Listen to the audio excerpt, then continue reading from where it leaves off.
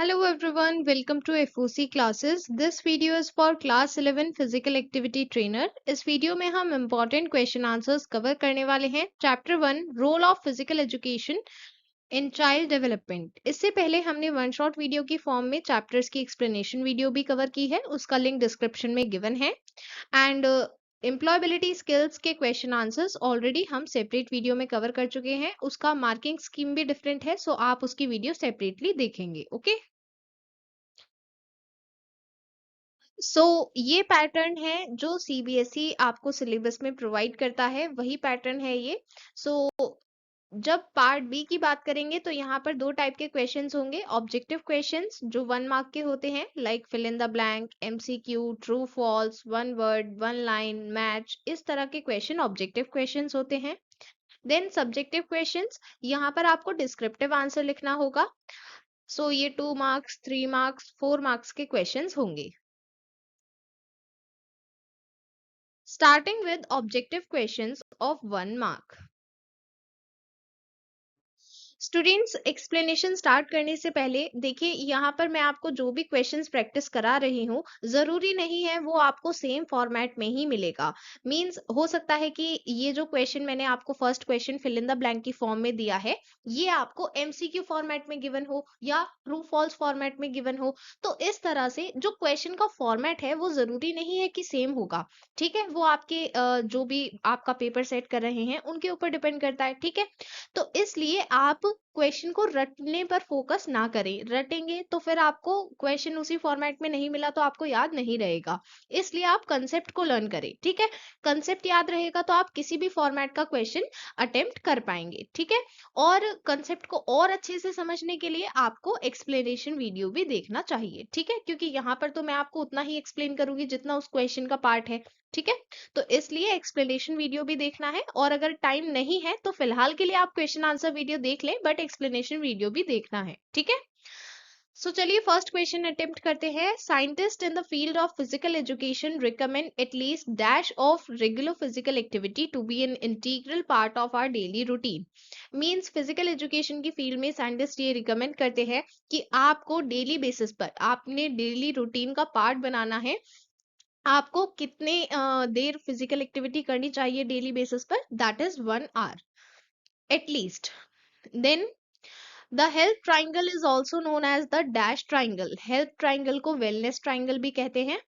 Then the concept of health triangle was first introduced by the World Health Organization WHO in 1948. अब जैसे ये question है, इसमें हो सकता है कि आपको वर्ल्ड हेल्थ ऑर्गेनाइजेशन क्वेश्चन में गिवन हो पर आपसे ईयर पूछा जाए, तो इसलिए आपको सभी चीजें प्रॉपरली लर्न करनी है. ठीक है,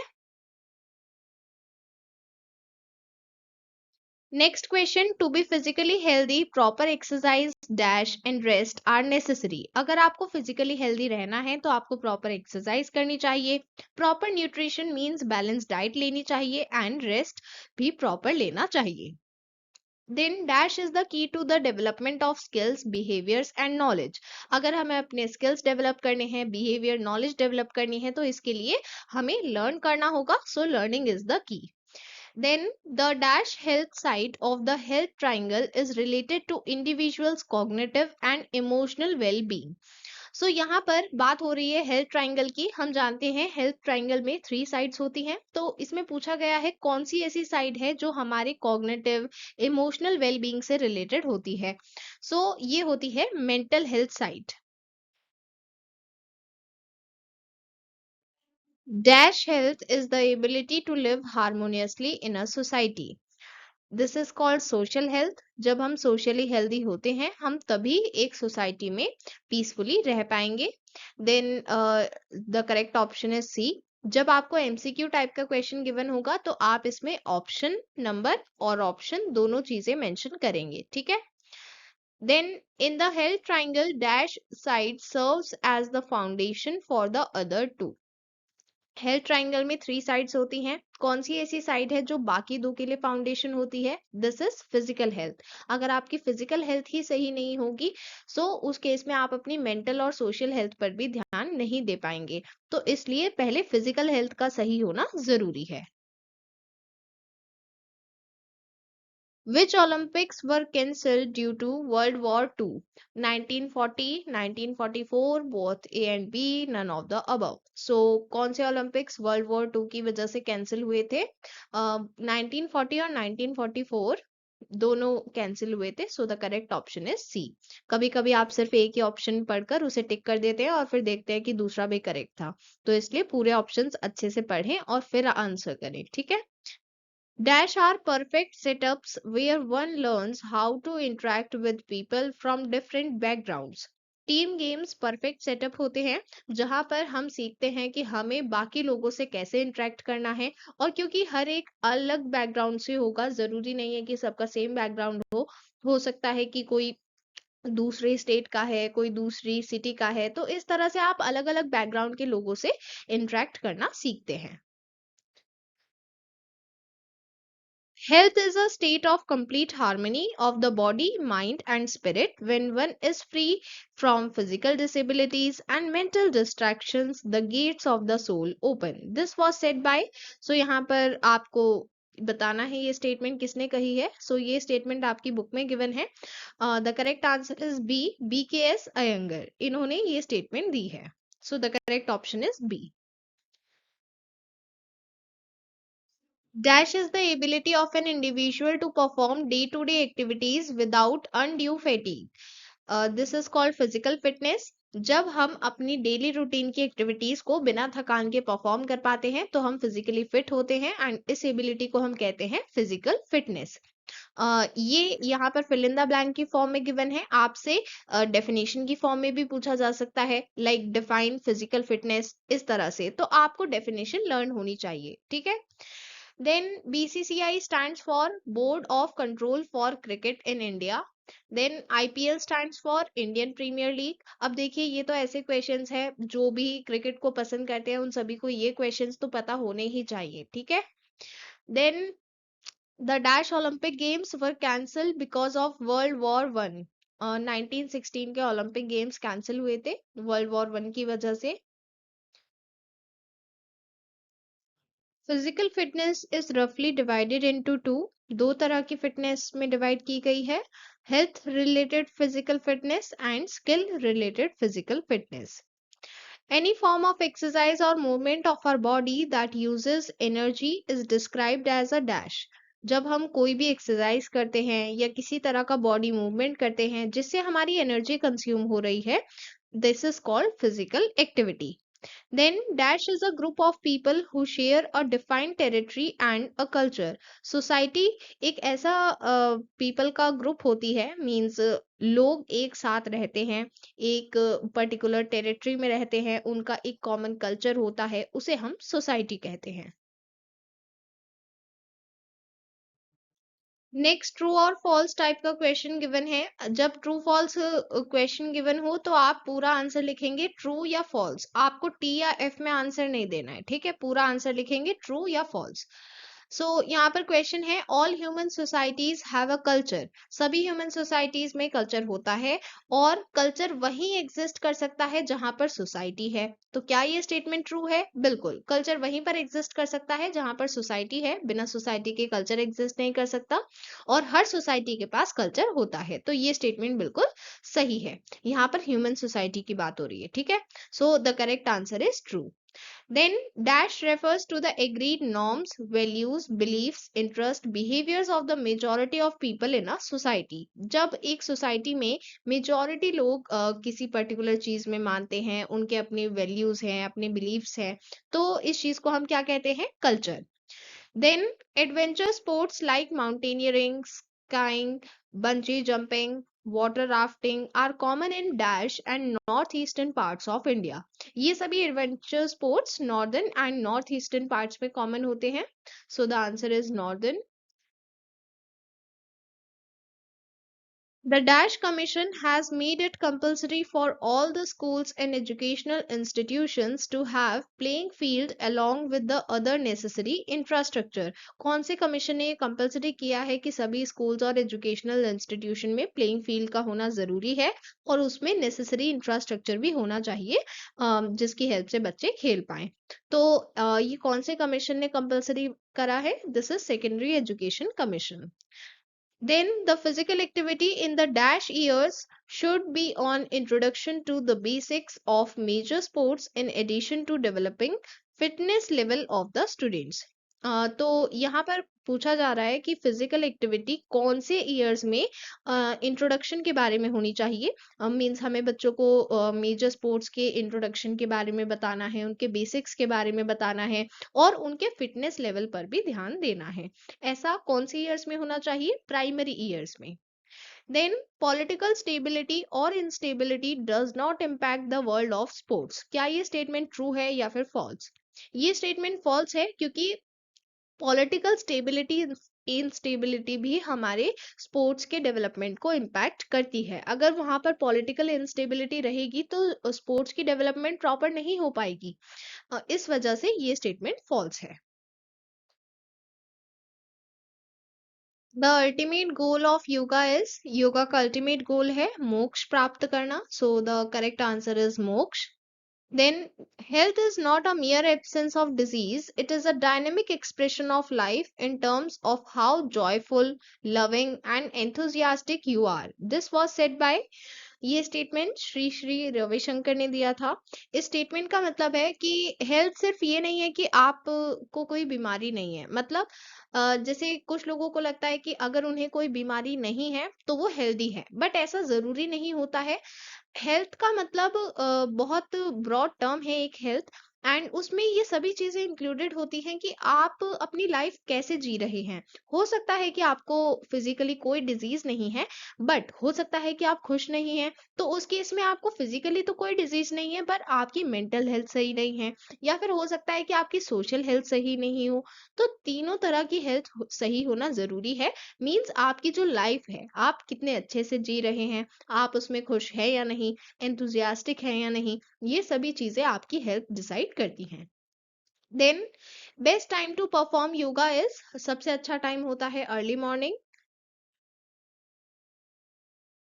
give two examples of standing asan. Standing आसन वो आसन होते हैं जिसमें हमारी इनिशियल पोजीशन मतलब स्टार्टिंग पोजीशन में हमें खड़े रहना है। So the correct answer is vrikshasan, trikon asan. यहाँ पर आप और कोई भी एग्जाम्पल्स दे सकते हैं स्टैंडिंग आसन के लिए। देन गोमुख आसन एंड अर्ध मत्स्येंद्र आसन आर डैश आसन। ये दोनों किसके एग्जाम्पल है? ये सिटिंग आसन के एग्जाम्पल है, क्योंकि इसमें इनिशियल पोजीशन में हमें स्ट्रेट बैठना होता है। Then give two examples of asans in lying position. ऐसी ऐसे आसन्स का एग्जाम्पल देना है जिसमें हम लाइंग पोजीशन में होंगे, मीन्स हम लेटे हुए होंगे। यहाँ पर ये स्पेसिफाई नहीं किया गया है कि हमें कैसे लेटना है।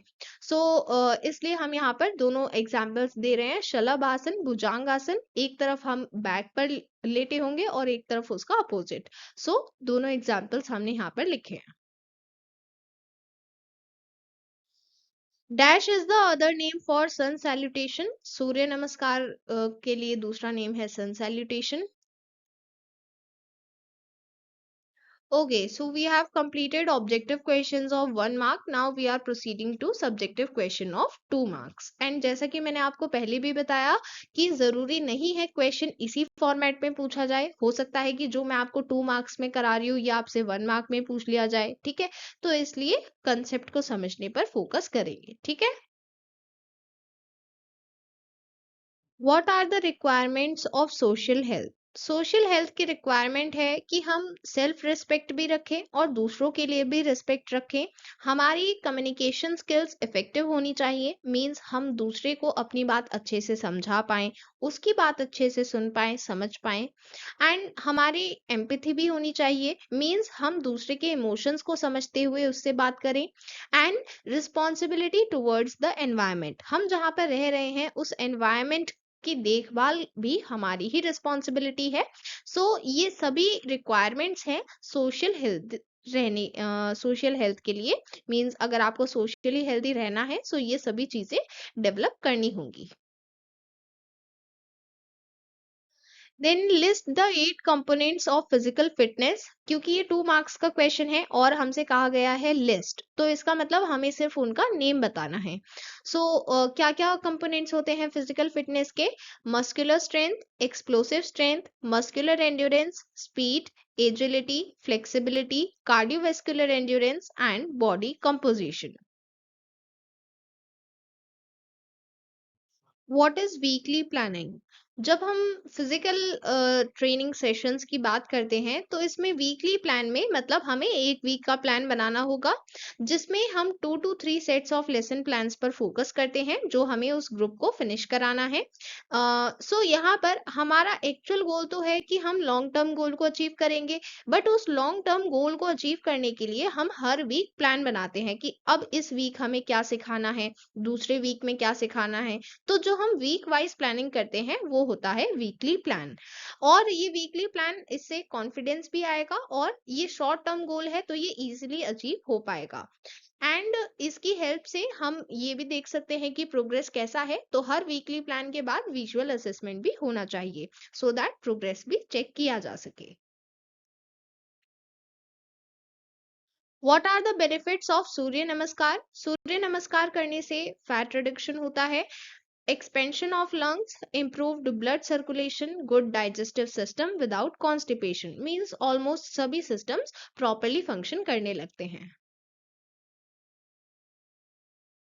List the steps of सूर्य नमस्कार। सूर्य नमस्कार में 12 steps होते हैं। प्रणाम आसन, हस्त उत्तनासन, पदहस्तासन, अश्व संचलासन, चतुरांग दंडासन, अष्टांग नमस्कार, भुजंगासन, अधोमुख शवासन, अश्व संचलासन, पदहस्तासन, हस्त उत्तनासन, प्रेइंग पोजीशन।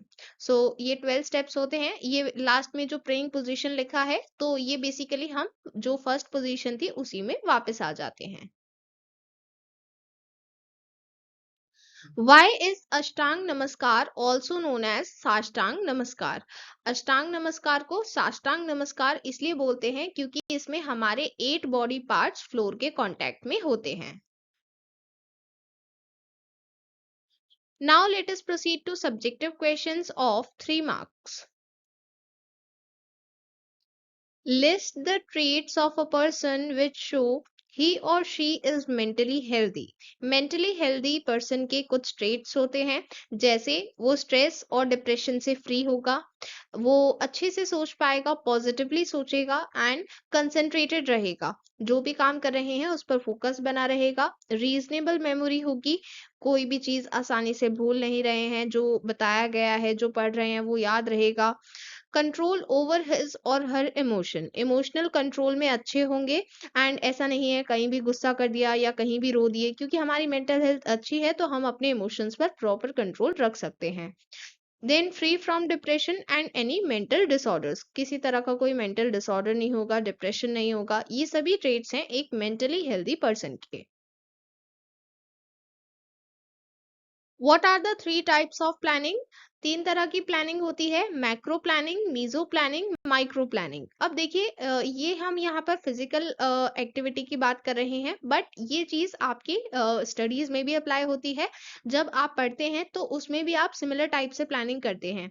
तो मैक्रो प्लानिंग का मतलब होता है आपको सबसे पहले गोल सेट करना है। इसमें ये एक बिगर पिक्चर है, सिर्फ आप ये बताएंगे कि आपका बिगर गोल क्या है। जैसे आपके मैक्रो प्लानिंग में आपका गोल होना चाहिए कि हमें बोर्ड एग्जाम्स में कितने मार्क्स स्कोर करने हैं, ठीक है। सो वो आपका मैक्रो प्लानिंग का गोल है, ठीक है। अब मैक्रो प्लानिंग में आप क्या कर सकते हैं, मतलब किस तरह से प्लान कर सकते हैं, तो आप ये डिसाइड कर सकते हैं कि हाँ हमें मैक्सिमम जनवरी तक अपना सिलेबस कंप्लीट करना है या मैक्सिमम दिसंबर तक अपना सिलेबस कंप्लीट करना है और फिर रिवीजन करना है। तो इस तरह से ये आपने मैक्रो प्लान बना दिया। अभी आपने ये नहीं बताया कि कब एग्जैक्टली क्या करना है, ठीक है। फिर आता है मीजो प्लानिंग। इसमें आप एक वीक का या फिर पेयर ऑफ वीक्स का प्लान बनाते हैं। तो मीजो प्लानिंग में हम एक शॉर्टर पीरियड ऑफ टाइम को कंसिडर करेंगे। तो अगर हम फिजिकल एक्टिविटी की बात कर रहे हैं तो जैसे उसमें अगर हमारा मैक्रो प्लानिंग में है गोल है कि हम फुटबॉल सीखना चाहते हैं, तो वो तो हमारा एक गोल हो गया, बट अब उसको अचीव करने के लिए हमें हर वीक एक नई स्किल सीखनी पड़ेगी। तो इसलिए मीजो प्लानिंग में हम हर वीक या पेयर ऑफ वीक्स के लिए गोल सेट करेंगे। देन माइक्रो प्लानिंग, इसमें हम हर दिन का प्लान बनाते हैं या फिर कपल ऑफ डेज का प्लान बना सकते हैं। और क्योंकि हम डेली प्लान बनाएंगे तो उससे हम अपना डेली ट्रैक रख पाएंगे कि हम डेली क्या क्या सीख रहे हैं। तो ये सभी टाइप्स की प्लानिंग हमें अपने सेम गोल के लिए ही अप्लाई करनी है, ठीक है? तो अपना गोल सेट करेंगे और उसके लिए हर टाइप की प्लानिंग होनी चाहिए। हमारा गोल क्या है, उसे कितने टाइम में अचीव करना है, ये सभी चीज़ें मैक्रो प्लानिंग में आ जाएँगी। फिर मीज़ो प्लानिंग में हर हफ्ते या फिर पेयर ऑफ वीक्स में हमें क्या-क्या अचीव करना है, वो आ जाएगा और माइक्रो प्लानिंग में हमें डेली क्या-क्या करना है, वो आएगा। ठीक है? Explain benefits of yoga. Yoga practice करने से क्योंकि हम जानते हैं योगा में पोस्चर्स, प्राणायाम, मेडिटेशन ये सभी चीजें इंक्लूडेड होती हैं, तो इनकी हेल्प से हमें एक होलिस्टिक फिटनेस मिलती है। देन योगा पोस्चर, प्राणायाम, मेडिटेशन से हमारा स्ट्रेस भी रिलीज होता है, हमें स्ट्रेस, डिप्रेशन जैसी कोई प्रॉब्लम नहीं होती। Yoga poses massage organs and strengthen muscles, हमारी मसल स्ट्रेंथन अप होती हैं एंड हम ब्रीथिंग टेक्निक्स और मेडिटेशन की हेल्प से स्ट्रेस को भी रिलीज कर पाते हैं एंड हमारा इम्यून सिस्टम भी इम्प्रूव होता है, तो ऑल ओवर हेल्थ बनी रहती है योगा प्रैक्टिस करने से। Now proceeding to subjective questions of 4 marks. What is the health triangle? अब यहाँ पर ये 4 मार्क्स का क्वेश्चन है, तो हम इसमें एक फिगर भी ड्रॉ कर सकते हैं। आप इस तरह से हेल्थ ट्राइंगल बनाकर दिखा सकते हैं। एक साइड होगी सोशल, एक साइड होगी मेंटल और एक साइड होगी फिजिकल। सो हेल्थ ट्राइंगल में 3 एरियाज होते हैं, physical, social and mental wellbeing को इंडिकेट करते हैं एंड हर एस्पेक्ट के लिए एक ट्राइंगल की साइड इंडिकेट की गई है। ऑप्टिमल हेल्थ तब अचीव हो पाती है जब तीनों के बीच में बैलेंस बना रहेगा, तीनों हेल्थ सही रहेंगी एंड ये कंसेप्ट इंट्रोड्यूस किया गया था 1948 में, डब्ल्यूएचओ ने इसे इंट्रोड्यूस किया था। Next question, explain any 4 factors affecting physical fitness. Physical fitness को काफी सारे फैक्टर्स अफेक्ट करते हैं, यहाँ पर आप कोई भी 4 फैक्टर्स एक्सप्लेन कर सकते हैं और ये 4 मार्क्स का क्वेश्चन है, तो सिर्फ उनके नेम नहीं लिखने हैं, उन्हें एक्सप्लेन भी करना है, ठीक है? तो सबसे पहला है एज। हम जानते हैं कि एज के अकॉर्डिंग फिजिकल फिटनेस अलग अलग होती है। हम क्योंकि हम जानते हैं कि एज के अकॉर्डिंग ही हमारी फिजियोलॉजिकल और फिजिकल परफॉर्मेंस होती है। तो आपकी एज कम है, ज़्यादा है, इस चीज़ पर आपकी फिजिकल फिटनेस डिपेंड करेगी। Then gender, male and female की डिफरेंट कैपेसिटी होती है, भले ही वो सेम एज के हों और हो सकता है कि उनका वेट भी सेम हो, पर उस केस में भी उनकी जो कैपेसिटी है वो डिफरेंट होगी, क्योंकि ये हमारी बॉडी की कंपोजिशन, फिजियोलॉजिकल फंक्शनिंग पर डिपेंड करता है और ये बायोलॉजिकली मेल एंड फीमेल के लिए डिफरेंट होगा, तो उनकी कैपेसिटी डिफरेंट होगी एंड इसलिए उनकी फिजिकल फिटनेस में भी डिफरेंस होता है। Next factor is body composition. देखिए यहाँ पर जो भी हेडिंग्स हैं वो मैंने आपको ब्लू कलर में इंडिकेट की हैं, बट एज सच आपके एग्जाम में आपको कोई हाइलाइटर यूज नहीं करने दिया जाएगा, तो वहां पर आप क्या कर सकते हैं, अपने आंसर को बोल्ड कर सकते हैं, ठीक है?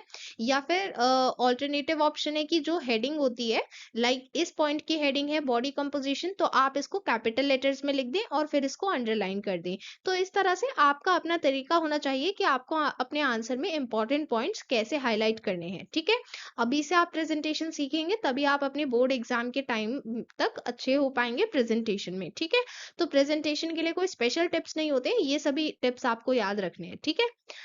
सो यहाँ पर एंडोमॉर्फ, मीजोमॉर्फ, एक्टोमॉर्फ ये सभी अलग अलग टाइप के बॉडी कंपोजिशन है एंड इन सभी बॉडी टाइप्स में अपने अपने एडवांटेजेस होंगे और अपने अपने डिसएडवांटेजेस, तो अलग अलग फिजिकल फिटनेस इन सभी के लिए होगा। हो सकता है कि ये सभी सेम लेवल का फिजिकल एक्टिविटी परफॉर्म करें, सेम टाइम के लिए करें, पर फिर भी इन पर उस फिजिकल एक्टिविटी का असर अलग अलग होगा, तो इसलिए इनकी फिजिकल फिटनेस का भी लेवल अलग अलग होता है, ठीक है?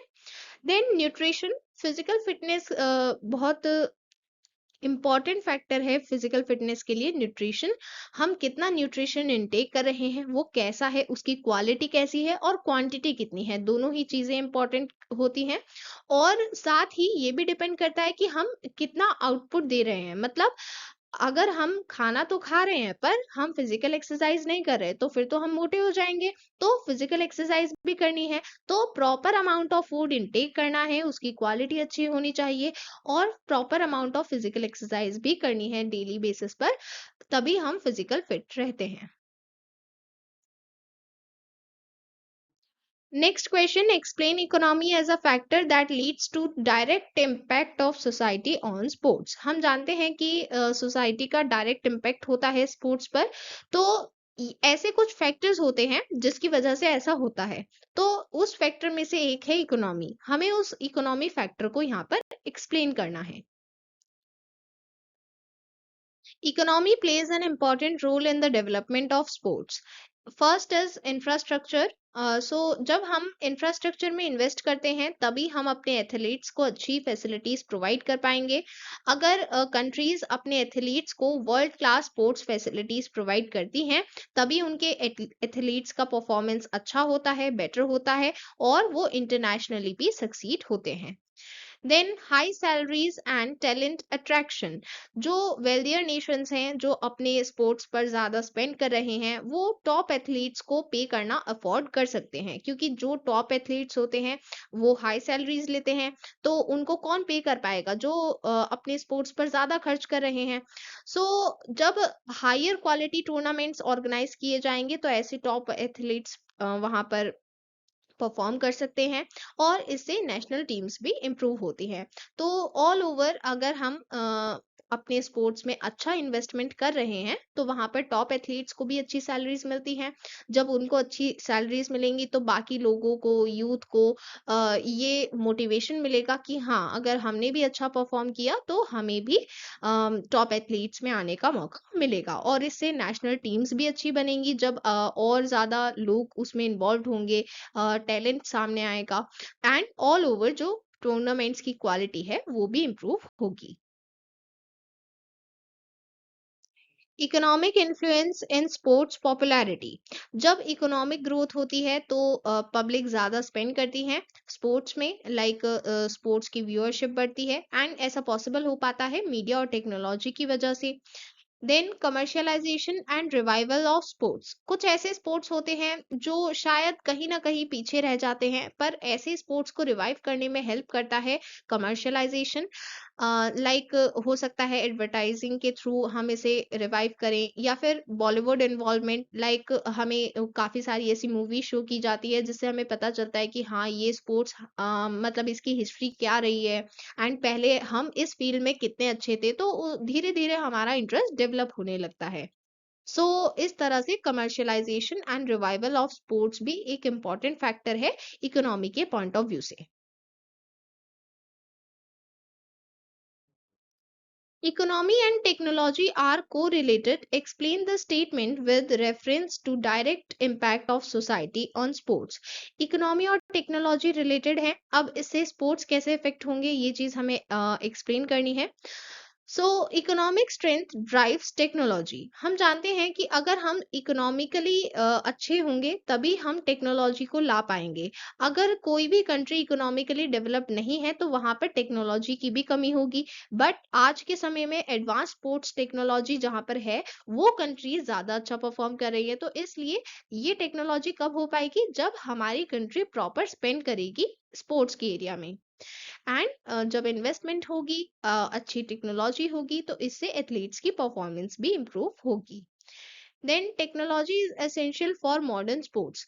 आजकल के जो स्पोर्ट्स हैं, क्योंकि ऐसा नहीं है कि अगर आप टेक्नोलॉजी नहीं लेकर आएंगे तो दूसरी कंट्री नहीं लेकर आएगी, आप नहीं लेकर आएंगे तो कोई और ले आएगा, और किसी और के एथलीट्स अच्छे परफॉर्म करेंगे। तो इसलिए हमें इस चीज में पीछे नहीं रहना चाहिए, और मॉडर्न स्पोर्ट्स के अकॉर्डिंग हमें अप टू डेट फैसिलिटीज रखनी चाहिए। और ये कैसे हो पाएगा? जब हम इकोनॉमिक इन्वेस्टमेंट करेंगे। देन इंडिया की हॉकी परफॉर्मेंस में एक टाइम पर डिक्लाइन देखने को मिला, एंड बाकी जो कंट्रीज थी, क्योंकि वो पहले से ही अच्छी टेक्नोलॉजीज, एडवांस टेक्नोलॉजीज जैसे एस्ट्रोटर्फ इंट्रोड्यूस कर चुकी थी, जिसकी वजह से उनकी टीम्स अच्छा परफॉर्म कर रही थी। पर क्योंकि इंडिया ने डीले किया इस चीज को लॉन्च करने में, लॉन्च तो किया पर डीले किया उसमें, तो जो चीज देर से की जाएगी उसका इम्पैक्ट भी होगा। तो एक टाइम के लिए हमारी हॉकी परफॉर्मेंस में डिक्लाइन देखने को मिला, और वो किस वजह से हुआ? क्योंकि हमने टेक्नोलॉजी में डीले किया। Then tech advanced nations excel. हम जानते हैं कि अगर हम टेक्नोलॉजी को प्रॉपर टाइम पर इंट्रोड्यूस करेंगे और स्पेशली स्पोर्ट्स की बात की जाए तो वहां पर डेफिनेटली एथलीट्स की परफॉर्मेंस में इम्प्रूवमेंट देखने को मिलेगा। और जो भी कंट्रीज टाइमली इस चीज को समझ जाते हैं, इंटीग्रेट कर देते हैं टेक्नोलॉजी और स्पोर्ट्स साइंस को, वो ज्यादा जल्दी अच्छे से प्रोग्रेस कर पाते हैं। How Indian market presents a tantalizing prospect for organization across the business of sport. So देखिए स्पोर्ट्स के अलग अलग एस्पेक्ट्स हैं। एक एस्पेक्ट है जहां पर हम एथलीट्स के परफॉर्मेंस की बात करते हैं, एथलीट्स खेलते हैं, प्रैक्टिस करते हैं, परफॉर्म करते हैं एंड हमारे इंडिया के लिए मेडल लेकर आते हैं, वो एक एस्पेक्ट है। बट एक एस्पेक्ट होता है बिजनेस ऑफ स्पोर्ट। इसका मतलब क्या है? सो बेसिकली आप जानते हैं कि जो स्पोर्ट्स टूर्नामेंट्स ऑर्गेनाइज होते हैं, कहीं पर कोई भी स्पोर्ट्स टूर्नामेंट ऑर्गेनाइज होगा तो उसमें कुछ ना कुछ पैसा लग रहा है एंड अगर बड़े लेवल पर है तो उसमें बड़ी इन्वेस्टमेंट चाहिए। तो ये सभी इन्वेस्टमेंट हम तभी कर पाएंगे जब हम बिजनेस ऑफ स्पोर्ट को प्रमोट करेंगे। तो इंडियन मार्केट कैसे एक अच्छा प्रोस्पेक्ट दिखता है सभी को कि हाँ हमें इंडियन मार्केट में इन्वेस्ट करना चाहिए। So local and international brands ऐसा एक वे देखते हैं कि उन्हें एक ह्यूज कंज्यूमर मार्केट मिल पाए, इसके लिए वो इन्वेस्ट भी करते हैं। Sports federations hoping to boost participation and grow commercial revenues. जो भी डिफरेंट स्पोर्ट्स फेडरेशंस होती हैं जो ऑर्गेनाइज करने में हेल्प करती हैं, वो चाहती हैं कि पार्टिसिपेशन इम्प्रूव हो एंड उनका कमर्शियल रेवेन्यू ग्रो हो। Event and tour organisers seeking new destinations for sport. क्योंकि अलग अलग जगह पर टूर्स ऑर्गेनाइज किए जाते हैं, इवेंट्स टूर्नामेंट्स ऑर्गेनाइज किए जाते हैं, तो वो न्यू न्यू डेस्टिनेशंस को सर्च करते हैं एंड न्यू डेस्टिनेशंस पर जाएंगे तो of coarsely business of sport expand होगा। Then agencies and sport professional services aiming to grow internationally. So जितने भी हमारे यहाँ इंडिया के लोग हैं जो प्रोफेशनल सर्विसेज प्रोवाइड कर रहे हैं स्पोर्ट्स की फील्ड में, वो इंटरनेशनली भी ग्रो करना चाहते हैं। Then stadium architects and contractors wanting to explore new opportunities. क्योंकि हम जानते हैं कि स्टेडियम कितना बड़ा होता है, लाइक हो सकता है आपने कभी कोई स्टेडियम देखा हो, अगर स्मॉल लेवल का भी होगा तो भी वो काफी बड़ा होता है। और अगर एक बड़े स्टेडियम की बात करें तो वो और भी बड़ा होता है। तो बड़ा स्टेडियम है तो उसके लिए आर्किटेक्ट्स भी रिक्वायर्ड होंगे, कॉन्ट्रैक्टर्स रिक्वायर्ड होंगे जो उस चीज को प्रॉपरली बना सके। तो ये स्टेडियम आर्किटेक्ट्स और कॉन्ट्रैक्टर्स न्यू अपॉर्चुनिटीज को एक्सप्लोर करते हैं कि हम कहाँ पर बना सकते हैं, कहाँ पर ज्यादा हमें बेनिफिट रहेगा।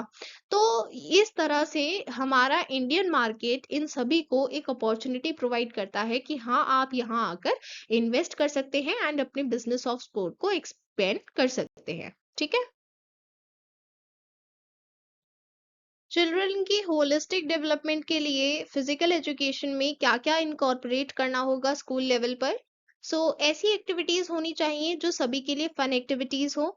मींस अगर ऐसी एक्टिविटीज हम रखेंगे जिसमें बच्चे बोर हो जाएंगे तो फिर वो अगली बार से उसमें पार्टिसिपेट नहीं करेंगे एंड हेंस उनकी फिजिकल एक्टिविटी डिक्रीज हो जाएगी। इसलिए हमें ऐसी एक्टिविटीज रखनी होंगी जो फन एक्टिविटीज हो, तो उससे बच्चों की फिजिकल एक्टिविटी भी हो जाएगी और उनका इंटरेस्ट भी बना रहेगा। Then activities props equipment age appropriate होने चाहिए। क्योंकि जब हम किसी भी स्टूडेंट या फिर ग्रुप को खिला रहे हैं, वहां पर वो अपने स्पोर्ट्स प्ले कर रहे हैं या फिर कुछ भी गेम खेल रहे हैं, तो अगर उनके पास ऐसे इक्विपमेंट्स नहीं है जो उनकी एज के अकॉर्डिंग है तो उन्हें चोट भी लग सकती है। चोट नहीं लगे तो हो सकता है कि उनका इंटरेस्ट ना रहे क्योंकि वो अच्छे से नहीं खेल पाएंगे, तो इसलिए एज अप्रोप्रिएट होना बहुत जरूरी है। Then activities must be structured and planned properly. सभी एक्टिविटीज जो हम ऑर्गेनाइज कर रहे हैं उन्हें पहले से ही प्रॉपरली प्लान करना होगा। क्योंकि अगर पहले से प्रॉपर प्लान रहेगा तो हम सभी चीजों को टाइम से ऑर्गेनाइज कर सकते हैं, जो चीज नहीं होगी वो अवेलेबल करा सकते हैं। अगर पहले से प्रॉपरली प्लान नहीं किया तो फिर एक्टिविटीज अच्छे से ऑर्गेनाइज नहीं हो पाएंगी एंड इवेंचुअली स्टूडेंट्स का इंटरेस्ट भी चला जाएगा। Progress of each child must be mapped through continuous assessment. जब हम कोई भी एक्टिविटी ऑर्गेनाइज कर रहे हैं तो उसमें असेसमेंट भी होना चाहिए ताकि हम ये देख पाएँ कि कौन-सा स्टूडेंट कितना प्रोग्रेस कर रहा है और अगर कहीं पर किसी स्टूडेंट की परफॉर्मेंस अच्छी नहीं है तो हमें उस पर ध्यान देना है। उसके लिए रेमेडियल मेजर्स भी लेने हैं ताकि जो लर्निंग आउटकम्स हमने डिसाइड किए थे वो अचीव कर पाएँ। Skills should be taught according to the diamond structure. What is the diamond structure for physical activity sessions? Diamond structure का मतलब है यहाँ पर हम बात कर रहे हैं कि हमें फिजिकल एक्टिविटी सेशन किस तरह से ऑर्गेनाइज करने हैं बेसिक लेवल से। तो बेसिक लेवल कहाँ से स्टार्ट होता है? ग्रेड नर्सरी से। सो यहाँ पर हमने 4 लेवल्स में डिवाइड किया है। फर्स्ट लेवल है ग्रेड नर्सरी से सेकेंड ग्रेड तक। यहाँ पर हमें ऐसी एक्टिविटीज सिखानी है जिसकी हेल्प से स्टूडेंट्स एक्शन, बैलेंस, कोऑर्डिनेशन सीख पाए। देन ग्रेड 3 से 5 तक हमें फंडामेंटल स्किल सिखानी है, बेसिक कंसेप्ट सिखाने हैं स्पोर्ट्स के बारे में। देन ग्रेड 6 टू 8 में हमें उन्हें अपॉर्चुनिटी देनी है कि वो मल्टीपल स्पोर्ट्स को एक्सप्लोर कर पाए। मीन्स ऐसा नहीं है कि हम उन्हें एक ही स्पोर्ट्स में लगा देंगे, हम उनको अपॉर्चुनिटी देंगे कि वो अपने हिसाब से एक्सप्लोर करें, मीन्स डिफरेंट स्पोर्ट्स को ट्राई करें और ये देखें कि उनका इंटरेस्ट किस चीज में है। सो क्लास ग्रेड 9 टू 12 में वो स्पेशलाइजेशन की तरफ बढ़ेंगे, मतलब जिस भी स्पोर्ट्स में उनका इंटरेस्ट होगा क्योंकि उन्होंने ऑलरेडी सभी स्पोर्ट्स को एक्सप्लोर कर लिया है, मोस्ट ऑफ द स्पोर्ट्स को एक्सप्लोर कर लिया है, तो अब वो डिसाइड कर सकते हैं कि उन्हें किस चीज में अपना स्पेशलाइजेशन करना है। So this is the diamond structure. How to perform shavasan. शवासन तब परफॉर्म किया जाता है जब सभी यौगिक एक्सरसाइज कंप्लीट हो गई हैं। इसके लिए आपको अपने बैक पर लेट जाना है और अपने आर्म्स को अपनी बॉडी की साइड में रखना है और बिल्कुल रिलैक्स होकर आपके जो पाम्स हैं वो ऊपर की तरफ होने चाहिए। लाइक बिल्कुल रिलैक्स मोड में आपको लेट जाना है, अपनी आईज बंद करनी है और रिलैक्स करना है पूरी बॉडी को एंड नेचुरली ब्रीथ करना है। इस पोजीशन में 2 to 3 मिनट्स तक रहना है। तो शवासन आपकी बॉडी को रिलैक्स करने के लिए होता है, तो इसमें आपको फुल रिलैक्सेशन के साथ रहना है। Okay, so students, with this we have completed the question answers for chapter 1 and the next video for chapter 2 question answer will come soon. मैंने post app पर आपको schedule provide कर दिया है, वहां पर आप check कर सकते हैं। So that was all for today. We'll meet you soon in the next video. Till then, bye bye. And yes, all the best for your exams.